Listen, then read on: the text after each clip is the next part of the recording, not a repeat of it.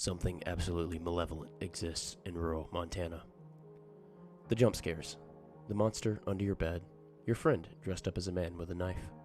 These are all pretty scary, but I consider these temporary and or mild scares that aren't slow. Oftentimes, it's a harmless scene from a movie or a friend pulling a prank on you that elicits a 5-second shriek. True fear, a pervasive fear that slowly eats away at your consciousness, comes out of the unknown. The feeling that deep in the depths of the darkness, something is going to take you away, that something is lurking in the shadows. It's the feeling that any second you could be dead, the feeling that a pair of beady eyes are staring right at you, but you can't stare back. My journey began in Montana. It was a November night in 2004, and I was en route to Calgary, Canada. My family comes from Canada, and I was making the drive from my home in Billings to Calgary. The main highways were shutting down in preparation for a snowstorm, and few dared drive out in the impending storm. Me, I was a cocky 20-year-old who didn't give a damn. I figured I was born in Canada. I drive an F-150, and I can handle some snowy roads.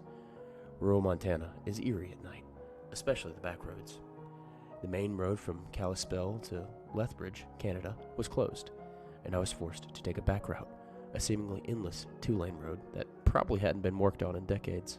I remember turning my turn signal on and heading north on that road. It was about 11 p.m. The snow showers were beginning to turn into a windy, snowy mess, and my windshield wipers were just barely clearing off the falling snow. I wasn't worried about the weather, nor the ice coating the 2-lane road, nor the health of my mother. No, I was preoccupied with the feeling that something was behind me. See, the road was entirely straight and cut through a dense pine forest. The road was devoid of any curves, turns, or signs. It was merely a 50-mile-long straight shot through a dense forest. Straight. Endless. My brights only exposed the sheer desolation. The isolation of the environment in which I was in. I hadn't seen an automobile in half an hour. I felt exposed, yet utterly alone at the same time. To calm my nerves, I inserted a Toby Keith CD into my radio and cranked that volume. The soothing sound of the country guitar was beginning to relax me. It was alleviating the feeling of unease. About a minute into the song, the track became jumbled. The guitar solo was abruptly interrupted by scratchy sounds. It was akin to a nail on a chalkboard. It was absolutely unbearable. And as I adjusted the volume, my F-150 lost traction on the ice, and within seconds, I found my car coming to a screeching halt. My hood trapped in a large snowbank approximately 20 feet off the side of the road. "Fuck!" I screamed. I turned on the hazards and proceeded to curse like a sailor as I stepped out of the car and into the snowy landscape. The blizzard hindered my visibility to the point where I could hardly see feet in front of me. A ferocious, icy wind was burning my face, and the feeling of unease only grew. I threw on an extra parka and turned my car off. That's when I heard the voice. Adam. That's when I heard his voice. "Adam," he said. "Adam." It was a voice that absolutely sent shivers up my spine, a voice that caused me to tense up like a marble statue. It was the voice of my father. "Adam, is that you?" I gulped. I could barely breathe. My father was a park ranger in Banff, and then at Glacier National Park when we moved to America. When I was 10 years old, he got lost in a snowstorm and was never heard from again. His body was never found, and while the police searched for weeks, he was eventually declared dead. I didn't have time to draw the parallels between my situation and his situation. I let emotion overtake me. "Dad?" I continued. Dad, I can't see you." "I can see you just fine," it said. "Come a little closer." I froze.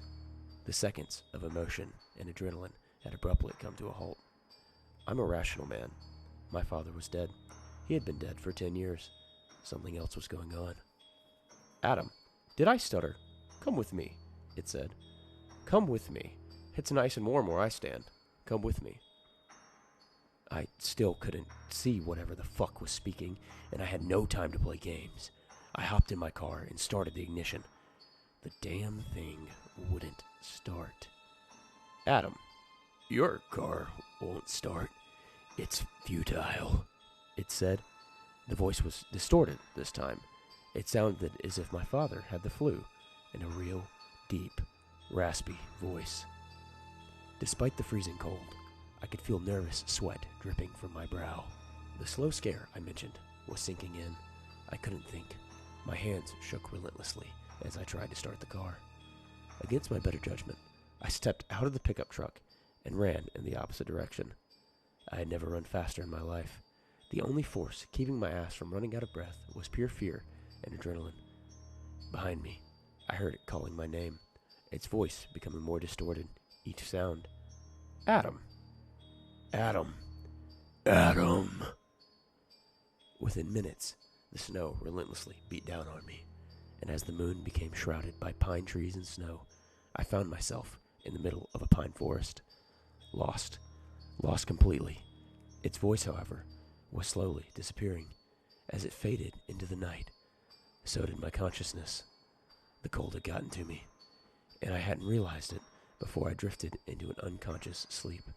I slowly put two and two together. It's November. My dad. November.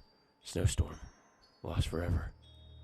Those were my final thoughts before waking up in a Great Falls hospital. Surrounded by doctors, I glanced around me.